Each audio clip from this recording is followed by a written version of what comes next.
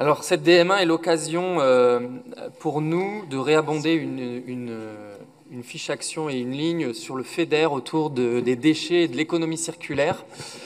Et c'est le signe qu'il existe des projets qui sont mis en place un peu partout en région autour du tri, de la valorisation des déchets, etc.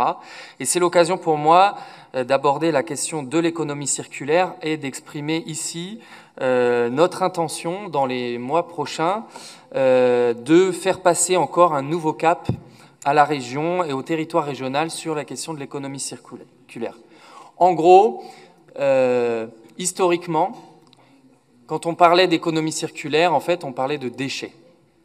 Et donc, l'intention, c'était de réduire les déchets et de les traiter, etc., etc. Aujourd'hui, en fait, ce que nous voulons, c'est faire de l'économie circulaire un élément de la résilience du tissu économique régional. Au fond, c'est quoi l'enjeu ?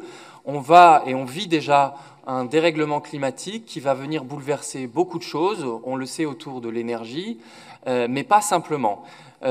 Et la question, l'enjeu au fond, c'est comment on pose plus généralement la question de l'économie, de la préservation des ressources. Le tissu économique, les entreprises aujourd'hui, quand on aborde avec eux, avec elles, les enjeux de la transformation écologique, on voit qu'il y a énormément de choses qui bougent autour de la décarbonation. Mais la transition écologique, ça ne pourra pas être que simplement un enjeu de changer les moteurs, voilà, de changer les énergies. Il faut absolument qu'on puisse permettre au tissu économique de changer un certain nombre de choses à travers l'éco-conception, à travers l'émergence de nouvelles filières, à travers la transformation des process de production, à travers le développement du réemploi, à travers le développement du recyclage, de permettre en fait au tissu économique régional de prendre part beaucoup plus qu'aujourd'hui à ce qu'on appelle l'économie circulaire pour pouvoir s'adapter et s'adapter en réalité à la nouvelle donne et au changement climatique.